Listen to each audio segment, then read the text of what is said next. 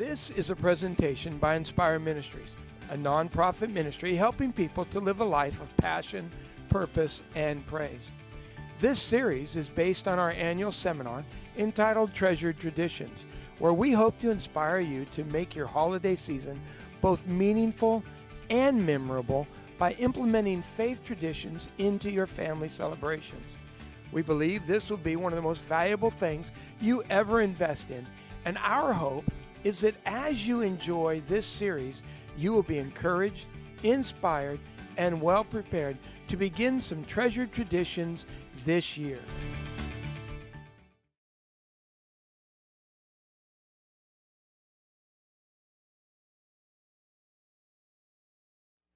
$450 billion.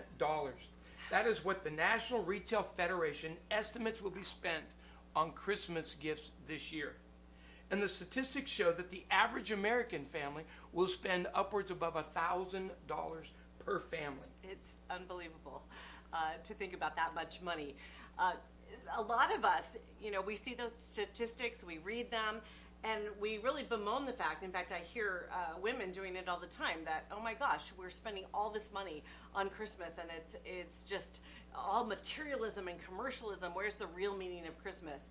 In fact, many people wonder if really the birth of a man who actually promoted giving to the poor, and he was a defender of the downtrodden, the people that are down and out, the homeless that we see everywhere, that his birth should actually be celebrated by giving gifts of Xboxes, iPhones, golf bags, expensive perfume to each other. And yet, we hear those conversations, whether it be on Facebook, Twitter, whatever it is, we hear people complaining about that, and yet it seems that after all the complaining, we go right back to business as usual, spending the money, going through the hassle and the frenzy of all the holiday rush and all those things.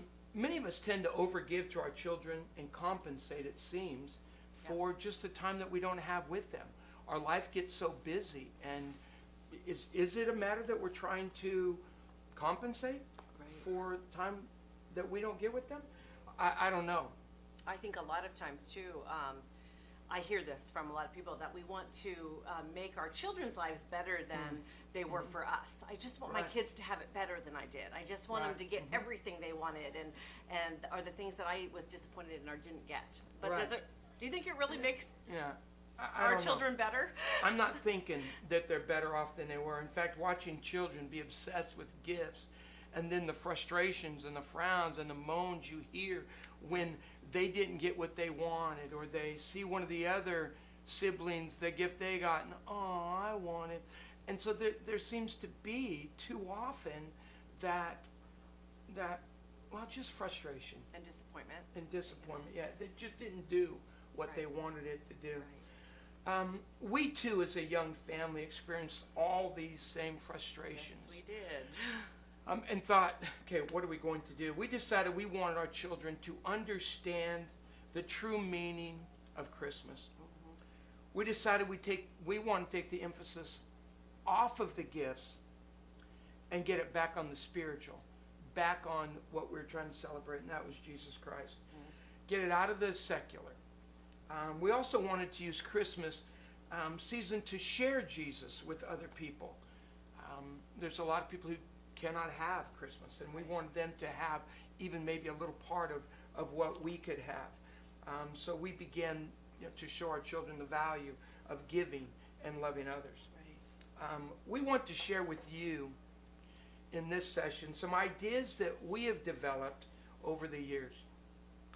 Beth, why don't you begin by just sharing about how we got out of that mode of giving, all the gifts and everything and all that kind of thing. I really got out of the mode of getting all the gifts. That's right, of getting, and just started going into that whole Secret Sister and Now with Daniel, Undercover Brother. Right. Okay, so when it comes to Christmas shopping, I've noticed that there's two type of women, okay? There's the ones that have everything done by November 1st, right? I know we all look at them when they're touting that they're all wrapped and everything's done, and if you're like me, you're just exhausted by the thought of that.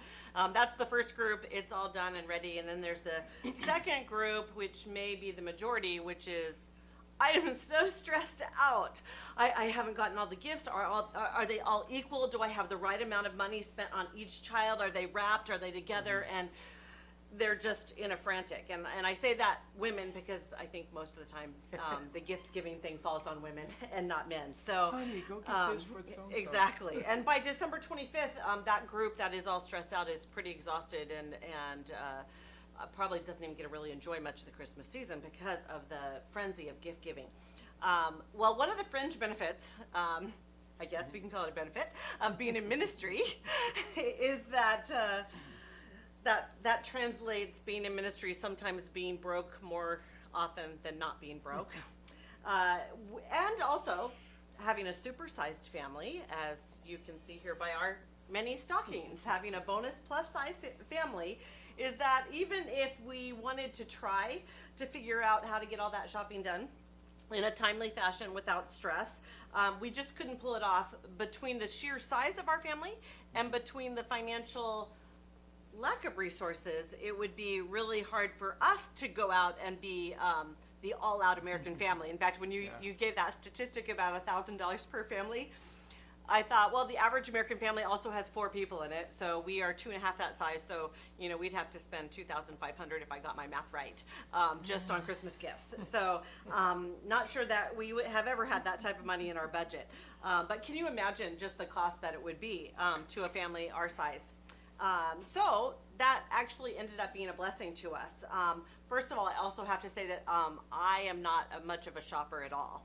I really actually don't enjoy shopping, and God gave me 7 daughters. So right now I just want to announce that if any of you out there love to shop, when they all decide to get married, you can borrow one of them and do all that shopping because it's just not my thing. So I'll take applications. All you moms of just boys who need a daughter to do that, you can have one of mine.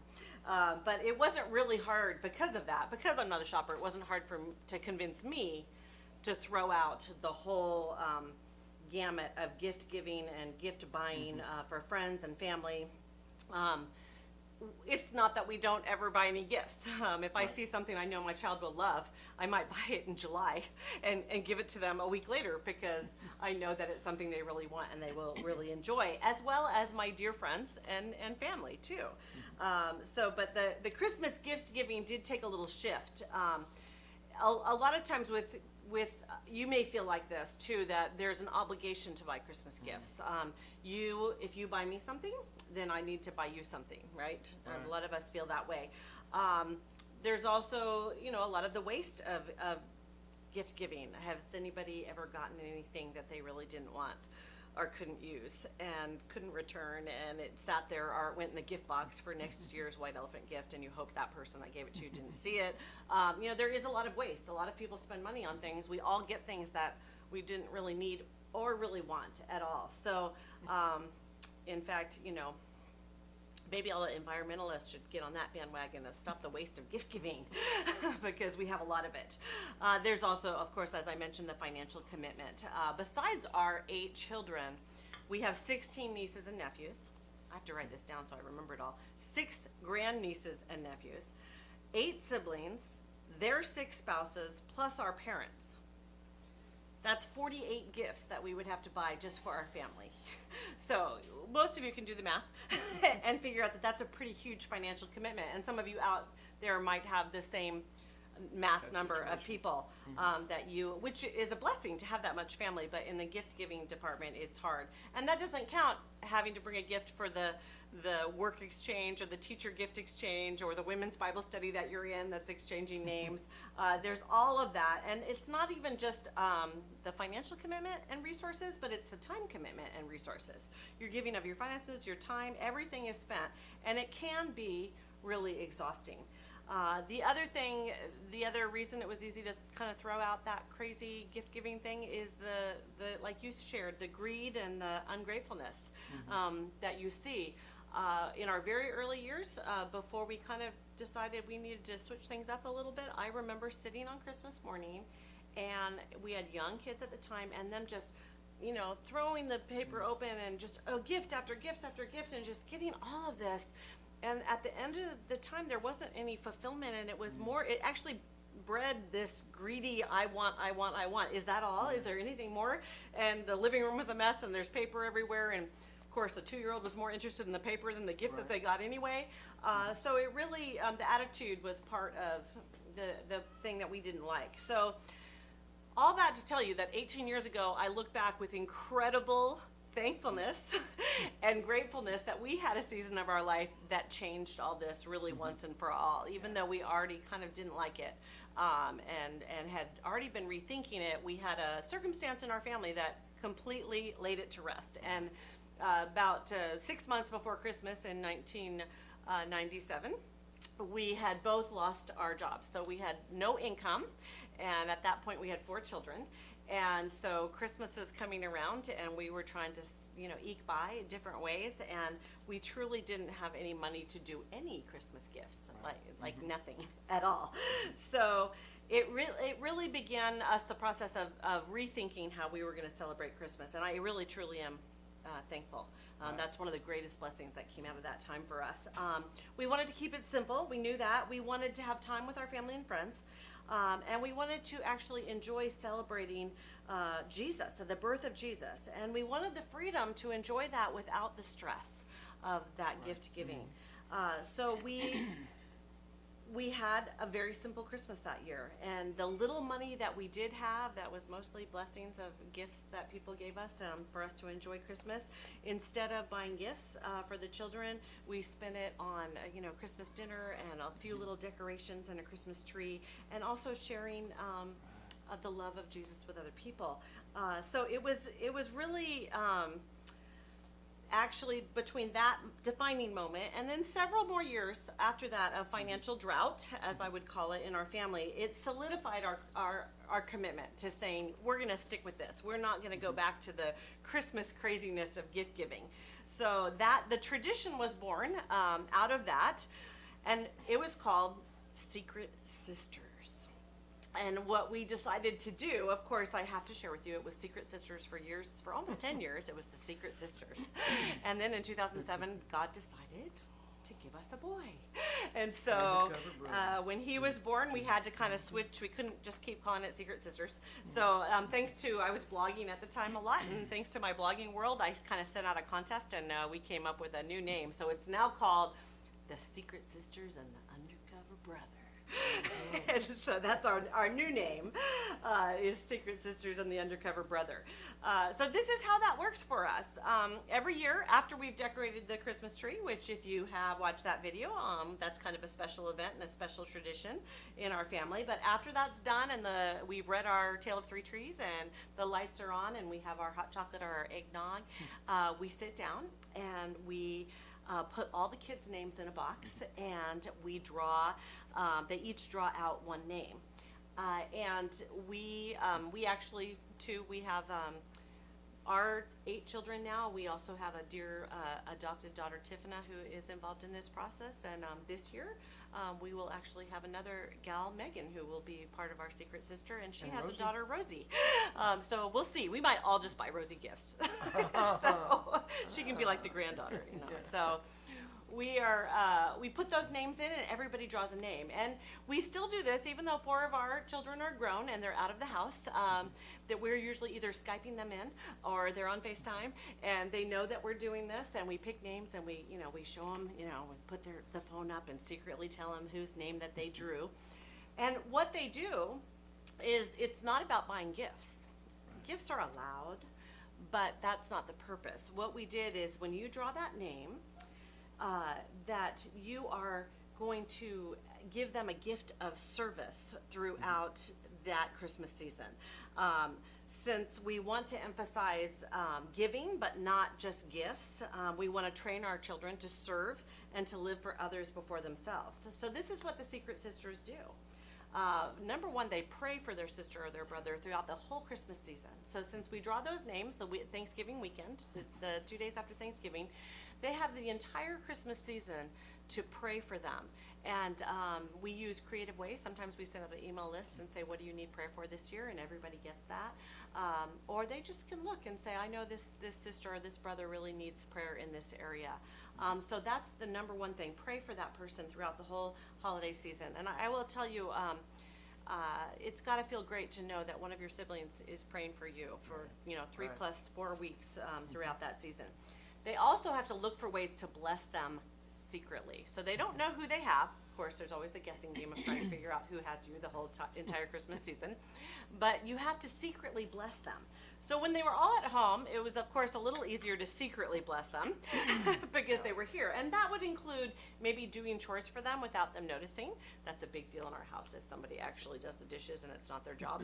It's like, who did my chore? And the person doesn't say anything. Maybe help them with schoolwork. Write them notes of encouragement. Of course, that sometimes they would come to us and say, Dad, will you write this note for me? So they can't tell my handwriting. Or they'll type them up and leave them different places. Let them have their way. And of course, you can trick people too, because you could actually do somebody's chores that's not your secret sister or your undercover brother. And they wouldn't think, oh, that must be who I have, but they wouldn't know that for sure. So it really is kind of a fun thing to do. And so everyone is constantly guessing who they have and looking for great ways that they can do things. One of the first years that my oldest daughter was in New York, her secret sister actually contacted Michelle's roommate and said, okay, so I'm going to send you a box of encouraging notes and little things, again, not big gift things, and can you make sure that she gets them on these certain days? And so that was really fun too. In fact, Rosie was super excited to be a part of the secret sister by giving Michelle her gifts. So lots of creative ways to come in on that. So after praying and serving them the whole Christmas season, on Christmas morning, they do have an opportunity to share who they have as their secret sister or undercover brother. And we ask that everybody would share something positive. Either they can verbally tell them how much they love and care about them. They can write them words of affirmation. But it really is, the point is to have them share how much they love that person and how much they appreciate them. Yes, gifts are allowed, but they're not required. So the main thing is to verbally express to them and tell them how much they mean to them, that gift of love, of really loving. So that's how the secret sister and undercover brother part works in our family, and it really has been a wonderful way to encourage selfless giving and love in our family. And we'll have to see as we evolve and grow how that ends up as they begin to start families of their own. But it is so nice, and I will say that again, people say to me, so are you done with all your Christmas shopping? And I'm like, yeah, I'm done. I've been done. I've been done for 10 18 years. So I really, Dan and I actually don't exchange Christmas gifts either, because our anniversary is on December 20th. So we use any resources we have to do an anniversary celebration, but we don't buy gifts. So all my Christmas gift shopping is done always. And that is really freeing as the mom. Again, if you're a woman out there and you feel really overwhelmed by the whole Christmas thing, it is really nice to know that I'm done. Now we do, yes, just so no one totally freaks out, we do fill these stockings with, really They're good rather large. things like toothpaste, maybe some underwear, a little bit of candy, but really truly things that they need anyway, and that I end up buying as the girls get older. Shaving cream's always top on the list that they want in their stocking, but they do get stocking stuffers, and we do a Christmas Eve little gift thing that's super easy for me to pull off too, that doesn't require any thinking or any stress. So in fact, this Christmas I'm already actually done with that. Whoa. I'm one of those November 1st people. Never happened in life. So that's the Secret Sisters and the Undercover Brother. And Dan's going to share with you now the gift. There's the gift of service and the gift of blessings that we also try to emphasize during the Christmas season, again, rather than materialistic gifts. And so he's going to share with you what we are talking about when we say the gift of service, and then I will share with you the gift of blessings. Yes. All of us have time and ability. Those are gifts that we tend to overlook, or I guess resources that we can give gifts through that we overlook. Through the gifts of service, a number of years, we met this woman who didn't have any grandkids, had one child, and was not going to have any grandchildren. Beth met her at one of her her crops or workshops for Creative Memories. And at that time, we decided that we would adopt her. Since that time, Or, she or has. maybe we should say she adopted us. It could be. It kind of goes both ways. Either way, yeah. it was great. You're right, it does. She'll come over, she takes the kids out, hangs out with them just like a grandparent that would be in this area. Right. And it was great for our children also because both of their grandparents, my mom and dad, Beth's mom and dad, they live thousands of miles away. My family lives up in Northern California, hers on the East Coast. So it's not like they're going to spend time with their grandparents much. So it's great to have Granny Ann around to just be able to hang out with them. And she's become a part of our tradition now as we Yes. take and now it seems that, well, it's every Christmas Eve. We are going to go over and we have a nice little lunch with her or snack time with her, as well as an exchange of gifts. And I know our children always like that idea of being able to go out and go shopping for her and surprise her with these little things they've heard about and things she said she liked and spending time with them. And then she also goes out and it's her opportunity to give from her resources to our children. That's just been a special time, more than any of the presents or any of the mess on the floor. It's that time with her that has just been an absolute blessing. And of giving service. her the joy of Yes. having grandkids. Mhm. And there's so many people out in our life, if we really look, that don't have a lot of family at Christmas, or perhaps they're like her and don't have Right. grandkids at all and would love that joy of blessing some grandkids. We don't have grandkids yet, but I'm sure that it'll be super exciting and really Rosy fun to time. have those. And so there's other people, they might not be in your situation. It might not be a grandmother that you adopt, but it may be maybe an auntie or an uncle that needs Right. a family, or maybe a college student that you can involve in your Christmas festivities and be a blessing to. So just looking for the concept of adoption. It doesn't have to be a formal legal stand before the Right. judge adoption, Right. but really looking for people that you can serve by giving them, I guess, the gift of your family.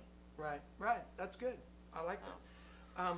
Second one that we do, this came about, I believe it was through an Advent service, I don't know how many years ago. Long time. Yeah, it was a long time ago. But we were sitting there just wondering different ways that we could bless and minister to people. And it was actually one of the kids that came up and said, hey, how about feeding the homeless on Christmas morning? And so now what we've done, that has evolved and it's grown. And we've shared that with many friends. And so, now it's like there's a team that goes out. It's not just our Yeah. family, but a team that goes out. And we've seen that even, not because we started doing it, but it's great to go out there now and you start to see how the church is growing and beginning to minister to homeless on those special days like that. There's a ton of other groups that are out there now, but there's always room for one more, maybe your family. But we'll go up and we'll make us a big old pot of coffee, a big old pot of hot chocolate. It's kind of interesting. One year it'll be the chocolate that goes, the next year it'll be the coffee that goes, and so you never know what. Yeah. We also take, so I know all you have this too, where, Yeah. what do we just eat? Like boatloads of food yeah, during all the Christmas. goodies. And so by Christmas morning, we're like, you know what? We have eaten more than our share of chocolate and cookies and yummy things. And we usually have quite an array, as probably you Right. do too. So we actually take all the good stuff. Not Right. not store bought, not things, but the C's candy, that's left, that's been given to us. The And homemade cookies. the yes, desserts, and yeah. we look at it all and we say, you know what, we've eaten plenty during this Christmas season. Right. Unfortunately, sometimes you can tell that. So we take that and we take it out to them and they give it to them. And it's always Right. amazed me. They look at you like, kind of like the good stuff. You Yeah, brought the what are you good doing? stuff. This is like homemade. They're so excited to have those. So that's another way of, and instead of our kids having that hoarding mentality, like, no, Right. that's Mom, you're going to take that harvest loaf. We are you love doing? that. Yeah. Of saying, wow, they're going to love it too. And it's Christmas morning, and they get a lot during the holidays, but I will say Christmas morning, there's yeah. not a lot of people who want to give up their Christmas morning. And since we shared about Undercover Brothers, Secret Sisters and Undercover Brother, our Christmas morning is no longer about run out and there's thousands of gifts under the tree. So it's easy. to Right. get up and say, well, it's never easy to get up, but it is easier to get up and say, hey, let's Yeah. go and do something. And we are, usually we're still in our pajamas, or we throw on an overcoat, and it's really a neat thing to go out there and. I get dressed and I go in my pajamas. I'm not doing that one. It is so true though, and it's amazing to see the faces of those people out there as they see the homemade cookies, that special bread, the bars, the whatever special treats that we've been blessed with, to take it out there and just say, no, here, take it. Right. And then it's like you say, you can have more, and they just look like, I can have more than one? It's like, yeah, I'm trying to get rid of this stuff. I want you to have it. And just to see that look on their face, to see even the little kids out there. And we always want to take the opportunity that to offer them prayer if they ever, if they need it. Some of those people have had very rough breaks. And so it's always a great time so that they know that we're out here not just Right. to feed you and try to, check something off of our box, but we just want to minister and better and get to I know love you. Yes. We just want to love you. It's so neat too to see our little children. Sometimes we Yeah. think you might be thinking this. Well, my kids, they're so little, I can't do that. I'll wait till they're older. Because we have kids from 5 to 25, and we always have. We can't ever wait until Right. everybody's older, because there's always going to be a little one. So Daniel, Christiana, and I think almost Joy have done this their whole life, Right. since birth. Yep. And of course, when they're little, it's super easy. They just hang out with mom. But as 2-year-olds, they are so excited to have that plate of cookies and be handing it to people, and the joy that even they have on their faces to give to other people. Right. It's really, your kids are not too young to experience that, and it's just wonderful. So don't think that that they can't join in Right. with you on these family things. And like Dan said, other people have joined us too, and there's been times where we've had so many people out there that there wasn't enough for everybody to Right. hand out. To So, do. me, I'm always grabbing a group of people and say, well, let's sing some Christmas carols, because if Yeah. I have an opportunity Yep. to sing some Christmas carols, I'm going to. And they do. And what a blessing too. You see that that look on their face, like that sounds familiar, and that's something I heard growing up as a kid in church, And they really miss. and it feels warm, because probably in general these people aren't walking through the malls the entire Christmas season hearing the Correct. beautiful music. They're just trying to survive, Yeah. and a lot of them are on the streets. So what a beautiful thing too to have that. And if you don't like to sing, you could just turn up your CD player in your car and play And some they'll play, good yeah. Christmas music. And They'll start singing along. yeah, it's I know really even great. like this last year, well, for some of you out there that could be, kind of a little anxious, as we mentioned, our little ones out there, just so you know, our little ones are like right there with us. They're not wandering off or anything, and you can, with the crowds that we've had, it's been easy to keep them right there with us, but they want to have that plate, and they want They to do. offer and give it out. Yeah. And it's so amazing to see that birth in the child, and then to allow that to grow over the years, instead of, I don't want to say squelched or just set aside until they're older. Right. Boy, if we can foster that now, then it just becomes a natural thing when Yeah. as they're growing, when they see their friends in need in school Right. or whatever, just to give. And Last year, go ahead. I was going to say, my older kids who have been doing this a good portion of their life, they would tell you, this is one of the greatest things that we do. Right. They wouldn't give it up. They wouldn't trade it to sleep in and just get up and have cinnamon rolls. And we do come back and have cinnamon rolls and coffee and all that, but they wouldn't trade that experience. And the other thing I wanted to add about the little kids is not only is it beneficial to them, but have you seen those homeless people's eyes light up when they Right. see the children? Mhm. I mean, Yeah. their eyes don't light Right. up when they see me, like, or yeah, even what the are you older doing? kids. But when they see a 2-year-old, a 3-year-old, a 4-year-old, 5-year-old, it brings them joy, because children do bring us joy. And so many people will say Christmas is about children. Right. And so it really is great for them to be able to see a child, because there aren't a lot of children out there. We do see a few Right. children that are coming over to the dining hall to have breakfast at St. Mary's in the morning, but most of them are adults who don't get a lot of the joy of seeing a sparkling child's eyes that's full of love. So I can't even tell you how much that probably ministers to those homeless people there, is having Right. those children there. Yeah. And they always tend to ask, what church are you from? That could be the 15-passenger van that they see You pull think? up. But yeah, could do that. But, and it's just something else when they sit and you stop and you say, in fact, there's a gentleman last year who came up, there's 3 of them, who were together and came up and they'd asked that question. Said, well, we're not with the church. I mean, we go to church, but we're just our family. Just wanted to share our Christmas with you. And those three gentlemen stayed there as we were still giving out our hot chocolate and our coffee and talking with us for probably, I would say they talked with us for 45 minutes, 15 of those probably after we were all out of everything. Right. Just sitting and talking, just having that opportunity to share life with someone. And so it's just a great blessing. Again, it's just A gift of service. we have time. Yep. And we have that ability to talk to people. Another one that you might do, and we've done this on a variety of ways with a variety of different organizations and ministries and things like that, and that would be the opportunity to adopt a family. Right. I'm not necessarily saying, well, I would say do whatever you can do, but there's a lot of people who they can't afford the simple basics of it. The Christmas tree, the lights, or maybe they don't have that. Maybe it's a single mom who doesn't have the man in the home to put up the Christmas lights on the outside, but remembers when. To be able to go out and gather those things together, whether you take from your old stuff or you go out and purchase new lights in our Christmas tree, Right.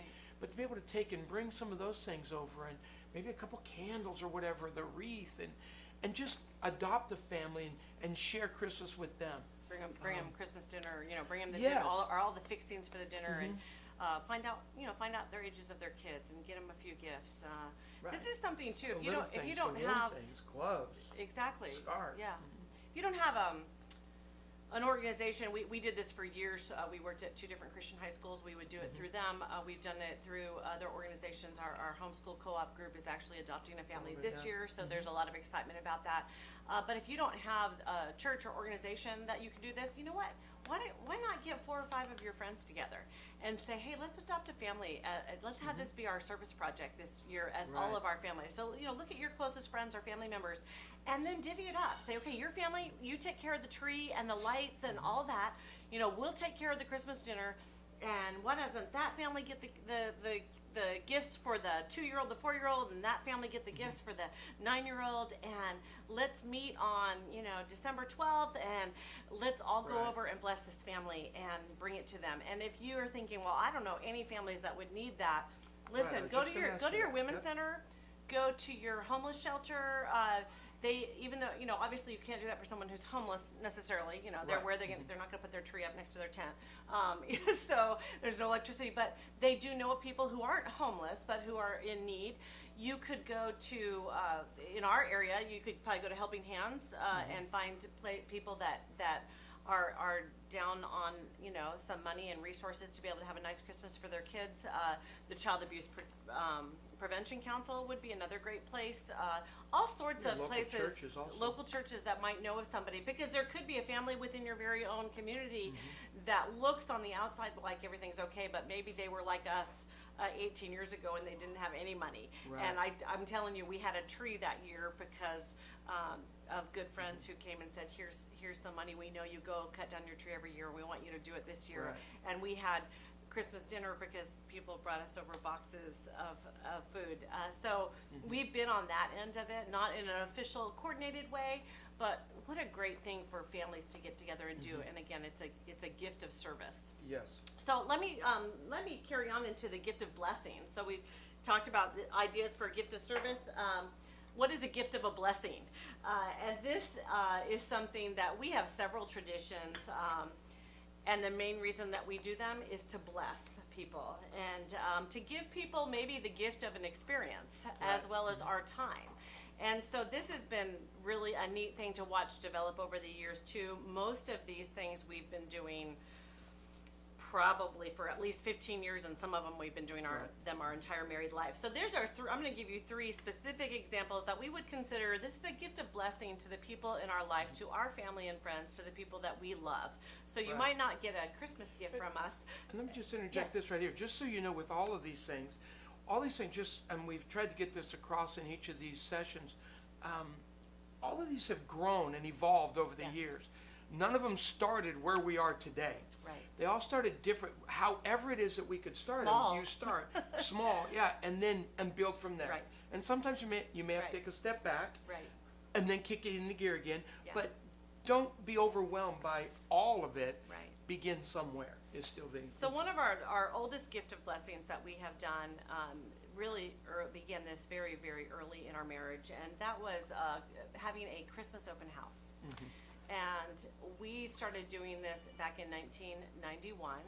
And I actually grew up, my mom and dad actually held a Christmas open house, so I had very fond memories of people coming over and all the hugs and the warmness and the merriment that went on with that. Right. And I thought, this is something I'd like to pass on to my kids.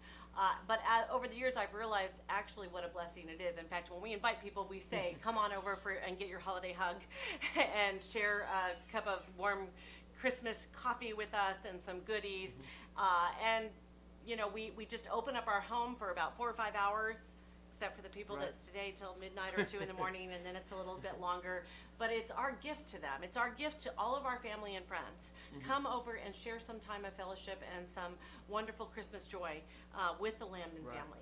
And so it is a gift. And I will tell you that for years, we provided everything. We decorated, we provided all the food because we had the means to do that. Right. When we did hit that snag, 18 so years ago, we didn't stop having our Christmas open house. Right.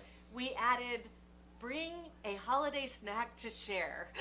And we have kept that, even though we've had different seasons since then. We've had some seasons of plenty, and we've had seasons of want. But we just kept that as that tradition, as it is a real blessing. And the extra things end up going to the homeless a Yes, couple days that's later. right. So it's a blessing. But that is something that's really simple. Just opening up your home, and we do open up our home to anybody that wants to come, and we have people. It's an open invitation. We could have known you 5 minutes, and you can come to our Christmas open house, and that's a gift of blessing to you. Or we could, of course, as many of our friends here in Stockton, California, we may have known you for 30 years now, and you're always welcome. So that's one of the gift of blessings that we want to give to people. Another one began a little bit later, about 16 years ago.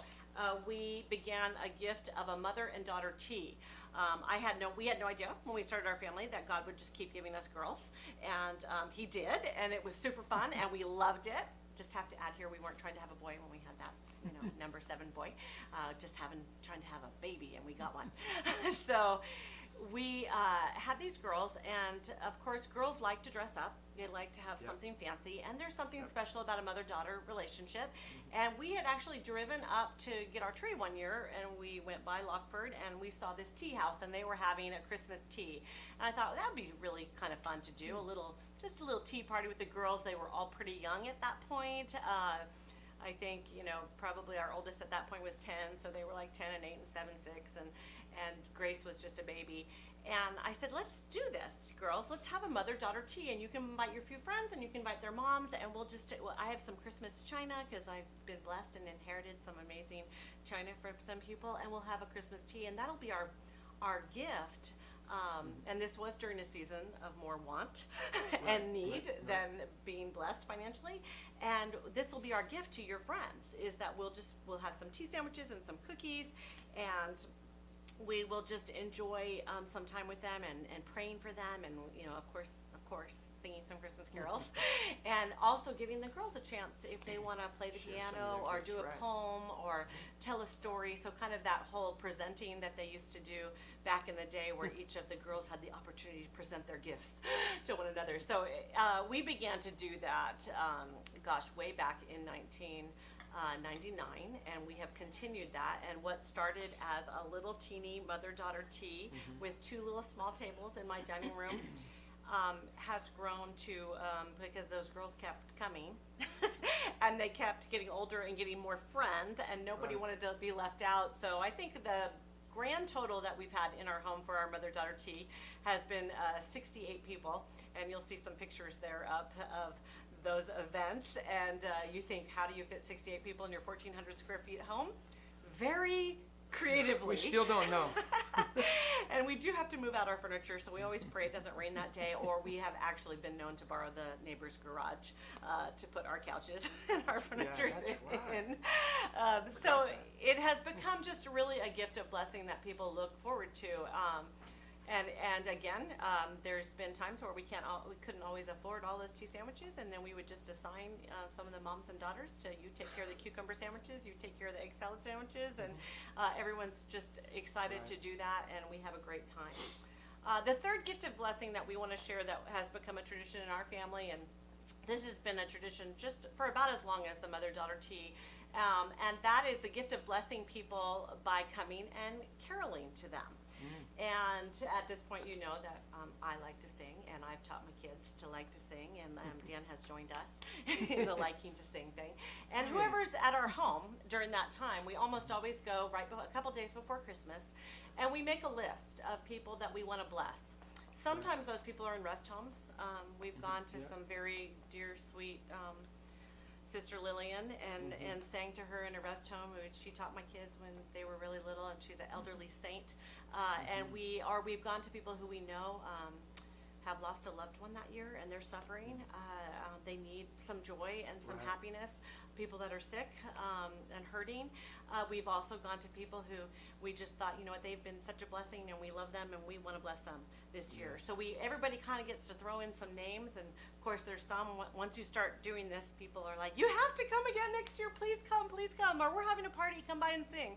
And we used to start about 6:30 or 7. I think we start right when it's dark now, like 4:45, because in order to get through all the homes that we want to do from way down in South Stockton all the way up to very, very north Stockton, I don't think we've ventured as far as Galt yet, just time-wise. And we are caroling usually till 10 o'clock at night, which is about the latest that you can go to anybody's house. And it is just a gift to them to have a group of people, and we always have people join us for this too that are singing, and usually we might have a little plate of goodies for them or a little note just thanking them for a blessing, or if they're having one of those years, we might actually stop and pray for them while we're standing at their front door. And it has just been an amazing gift of blessing to other people. So those are our ideas of what we do for gift of service, gift of blessing, how we've gotten out of the whole materialistic gift giving thing and moved into the secret sister and undercover brother, and to serving and giving and loving other people during the Christmas season. And I will tell you, I love Christmas, as do many of you, and it's just so freeing to have a Christmas that's about that. So we hope that this video has inspired and motivated you to begin to make some changes to your Christmas gift giving this year, and that you'll consider adding gifts of service and gifts of blessing to emphasize the real meaning of the season of Christmas. We would love to hear from you if you've been inspired by this, and what you put into action this year as your family, or what you're thinking, I'm going to start next year. We're going to start planning. We'd love to hear that. It encourages us to feel like, okay, we're making a difference and we're helping people to have a more meaningful time. We'd also love to hear any of your ideas. So if you have ideas, if that reminded you, this video reminded you of something, we do a gift of service, or we have a gift of blessing, or we have a way we've opted out of the crazy materialistic commercialism gift giving frenzy. We would love to hear those, because one of our goals is to share with other people as many ideas as they can have, because you certainly don't have to do it all. Just pick one or two that really touch you, and that you really think that would be really something that we would love to do. And we want to inspire other people with even more ways than what we have, and we know you have great ways to make your holidays meaningful, memorable,